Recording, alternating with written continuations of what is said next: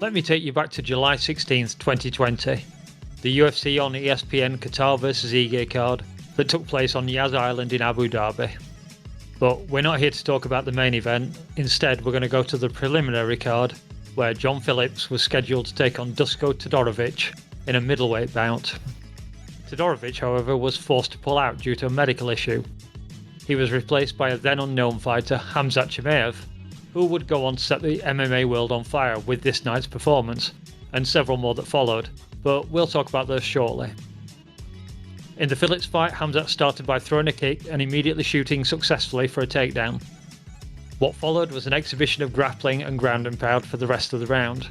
To say this was an impressive introduction to the skills of Khamzat is a bit of an understatement, quite frankly. The first round ended with Phillips beaten and bloody, but he had survived the storm. Round 2 would be more of the same. An immediate shot by Khamzat saw Phillips back on the ground, and just over a minute later Khamzat had sunk in a Darce choke and Phillips was forced to tap, giving Khamzat a win on his UFC debut. Fans were very impressed by the statistics on this fight. According to the UFC stats, Khamzat attempted 140 total strikes and managed to land 124 of them. For significant strikes, it was counted as 43 out of 52 landing. Phillips, on the other hand, landed only one significant strike and just 2 strikes in the entire fight. At first glance, this seemed like the ultimate domination massacre, but what we didn't know then was that Phillips would turn out to do the best of Khamzat's first 4 opponents. Having taken no damage whatsoever, Khamzat asked for a quick turnaround, and Dana White was so impressed by his performance and attitude that Khamzat was given another fight on 25th of July. This time the fight was to be at welterweight. No problem for Bors, he made the weight cut and rolled up again to face Welshman Rhys McKee. This time there was anticipation from the fans about what Khamzat would do on a fast turnaround. Bors did not disappoint. He followed a very similar methodology, arguably even more impressive, shooting, picking Rhys up and carrying him across to Khamzat's own corner, where he began delivering brutal ground and pound and attempted a submission. McKee would survive the choke attempt, but not the ground and pound. McKee would last just 3 minutes and 9 seconds into round 1 before the referee stepped in and stopped the fight. Bors would again display incredible statistics for the fight, landing 40 out of 62 significant strikes and overall landing 68 out of 98 total strikes. McKee would fail to land a single blow. Next up for the streaking fighter was another fight at middleweight against GM3 Gerald Meerschaert, who promised to give the young prospect a rude awakening and a tough fight.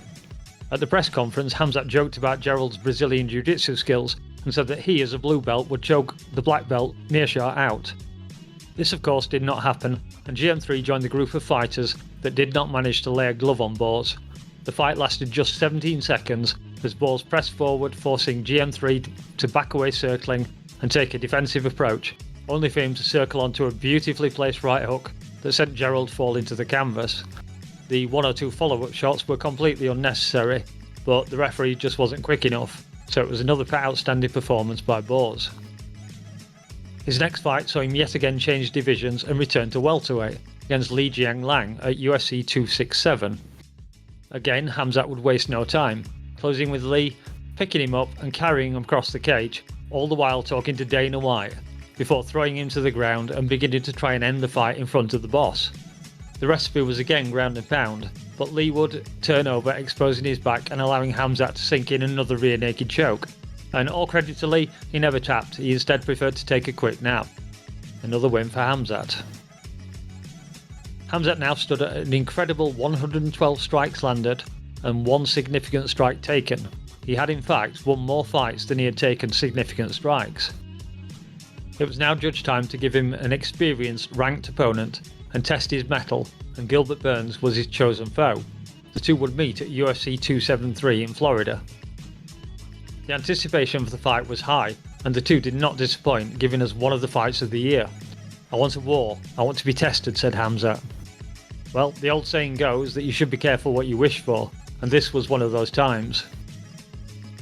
Within 2 minutes of the fight starting, Burns had landed more significant strikes than any previous opponent, and had survived Khamzat's first takedown. In the first minute though, Khamzat would land a powerful jab that sent Burns sprawling into the canvas. Khamzat though failed to finish Burns, although he did manage to bloody Gilbert with a well-landed elbow. Commenting after the fight, Khamzat would declare that Gilbert's Brazilian jiu-jitsu skills were exceptional and the Chechen wanted nothing to do with them, instead preferring to stand and bang with Burns. The second round would take place mainly on the feet. Burns would justifiably take it, getting the better of it and scoring 2 knockdowns on Khamzat. The third round though would be closer, with neither fighter gaining complete domination. Some have said that Burns should have won the fight. I didn't think so at the time, and after watching the fight again for this video I still don't think Burns won, but it was a close fight. It had taken a few chips out of Khamzat's aura of invincibility, and his next performance would annoy many of his fans and the MMA world in general. Booked to fight on UFC 279 in Las Vegas, his next opponent was scheduled to be none other than UFC legend Nate Diaz, whose contract was up after the fight and the UFC wanted to give him a great funeral? Fortunately for Nate, his fans and the rest of the MMA world, Khamzat would completely mess up his weight cut. Maybe he didn't even try. After weighing in at 7 or 8 pounds over the welterweight limit and showing no remorse at all, Khamzat opponents were switched to Kevin Holland and they would fight at a catch weight of 180 pounds. Khamzat may not have been able to make his weight cut, but he made swift work of beating Holland. The fight was over in just over 2 minutes. A series of takedown attempts resulted in Holland down on the ground, and Khamzat sank in another one of his favourite Darce chokes. His career at welterweight though seemed to have hit a significant problem after such a terrible weight cut. Debate was had about what weight he should now fight at, and that was followed by debate about where the hell had he gone. The fight against Holland had taken place in September 2022, but Khamzat would not return to the octagon until October 2023. Speculation as to why seemed to focus on 2 possible reasons. Visa issues was the first. His association with the Chechen leader Ramzan Kadyrov was rumoured to have caused Boz problems in entering the US. The problem with this as a reason for him not fighting is that he could have chosen to fight on several European cards, but he didn't. The other speculation, given that Boz had now had over a year away from the cage, was that he had failed a drug test and been given a year-long ban from the sport. It's difficult to assess the likelihood of either reason being true, but both are certainly possible. Maybe though Khamzat was just enjoying his new married life, as the aforementioned Chechen leader had attended Khamzat's wedding in May of 2022. I guess it's irrelevant anyway. His next fight was a scheduled bout at UFC 294 against Paulo Costa, a fighter well known for not being the most reliable of characters. Glass of wine, anyone? Paulo did not disappoint. Sure enough, he decided to have surgery on his elbow, and of course he was not fit to fight, giving the UFC a very short time to find themselves a new opponent for Boz. And who should step up to the plate? None other than the recently defeated former welterweight champion Kamaru Usman, who would make his debut at middleweight on around just 9 days' notice. It was another test for our wannabe title contender. Many were thinking that Khamzat would destroy Kamaru, who after all had been sat at home on the couch just a couple of weeks ago. He had had no camp for the fight at all. In the first, it looked as if that would come to pass as Boz completely dominated the round. The second was much closer, with many, including myself, scoring it for Kamaru. The third was again Usman looking good and getting the better of the striking. However, with about 2 minutes to go, Khamzat would grab another single leg takedown and steal the round with 90 or so seconds of top control. Usman did manage to get up for the final 30 seconds of the round, but he could not do anything significant with the time. The fight would go to the judges' scorecards and end in a majority decision win for Khamzat. Judge David Letherby would score the fight a draw, which would have been a fair decision. I would have been happy with that. Not that the win for Khamzat was unjustified. I don't hate that at all. What was for sure was that Usman did not win the fight. Because what everyone was happy with about the judging was that all 3 judges scored the first round a 10-8 for Boz. No endless discussion about, but Usman really won it, mate, honest. Instead, we were just shown another chink in his armour to talk about, his stamina. Usman said himself after the fight he wished he'd taken the fight over 5 rounds. From my point of view, Kamaru would likely have won had it gone 5 rounds. Which brings us back to the present day to discuss Khamzat's future. The Usman fight had been named as a title contender fight, but why should a fight between a mid-ranked fighter and a bumped-up welterweight really be worth a title shot? Especially when Dricus du Plessis had just defeated the long-time guardian of title shots, Robert Whittaker, and secured himself a title shot that was only passed over because of injury. Following the Usman fight, Khamzat declared that he had injured his hand and wouldn't be available for a few months, which thankfully meant that Dricus du Plessis would have his shot at the title, and that took place on the 20th of January this year. A razor-close fight with Sean Strickland, resulting in the UFC getting its first true African champion. One that was born there, trains there, and has taken the belt back there. A very similar situation to Leon Edwards, who was the first UK-trained fighter to win a belt. These are just facts and take nothing away from the achievements of Bisping, Usman or Ngannou. The question now is, has the hype train for Khamzat derailed? I fully admit that I was completely on board that train at the start of his UFC career. It seemed that maybe we had a fighter who could win not only the welterweight belt, but could go up to middleweight, win a belt there, and maybe even go up to light heavyweight. He had after all wrestled at that weight. The talk was that he could be the first triple champion in the UFC.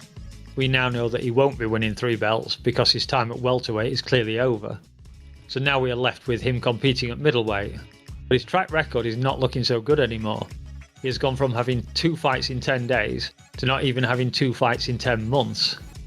In my opinion, an opinion shared by Sean Strickland and Dricus du Plessis, to name but 2 middleweight fighters, Khamzat is undeserving of a title shot right now.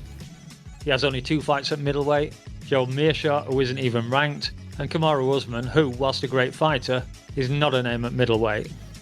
If he does get a crack at the middleweight belt, it may be one of the most blatant cases of Dana White privilege we've ever seen in the UFC. For me, Khamzat should at the very least be forced to take on someone in the top 5. My preference would be for him to face Israel Adesanya, making that a fight to decide who is the number 1 contender and the next to try and win the belt. I prefer this over any of the other fighters in the top 5, simply because it's the perfect match. Neither of them really deserves a title shot yet, albeit for different reasons. It seems likely that he will get a shot at the title upon his return. Before the Usman fight, he seemed like a sure thing for the belt, but after that fight, maybe not, at least not yet. From what we've seen, Khamzat may be the most dangerous first round fighter in the UFC, but his performance in later rounds is very suspect. We have to ask ourselves if he has the stamina for a 5-round championship fight. Plus, we still don't really know how he looks fighting a real top 10 middleweight. Khamzat was a very large welterweight, but he will not have that advantage at middleweight, where he may face some absolute monsters. Remember Alex Pereira, the former middleweight champion? He walked around at around 220 pounds. The advantage I see for Khamzat is that the middleweight division is not packed with skilled wrestlers or grapplers. No one of the top 5 middleweights has what you would call exceptional skills in these areas. Marvin Vettori has a number of submission wins on his record, but most of these came early in his career. Current champion Dricus du Plessis has 10 submission wins in his career, but again these all came at the early part of his career. His only submission win in the UFC came by face crank over Darren Till. Given everything I've talked about, I still think there's a very good chance Bowes will manage to win the middleweight belt at some point in the future. I'm not so sure though that he will be a dominant champion. Sure, the current top-ranked middleweights are not the greatest wrestlers, but, and I'll please my American audience here, we have the spectre of Bo Nickel waiting in the wings, and if he continues to improve, he has every chance of being a future middleweight champion. So that's it for my review of Khamzat Chimaev. What do you think the future holds for Bowes? Let me know in the comments, and if you've made it this far, please like, share and subscribe, and thanks for listening. And as they say in Yorkshire, ta-ra for now, I'll see you later. Everybody, I come here for everybody, kill everybody, I'm the champ, I'm the king, kill everybody. Ah! Hey guys, Salam Alaikum Abu Dhabi. Guys, you know what's happening in the world now, right now. I wasn't happy in the cage, fight this week, or see the kids dying. It doesn't matter, whatever in the world, Ukraine and Syria, Afghanistan, Palestine, USA, doesn't matter. When kids die, it's hard, guys. I love the kids. I have a boy, he's waiting for me back home. Is only 3 months. If he's just crying, I know how it feels. And when somebody dies, guys, I don't know what to say. Inshallah, we'll be good in the world. I hope so. Muslim, Christian, Jewish, doesn't matter. Please, guys, be together. Let us live in this world good. And let us be happy. Thank you, guys.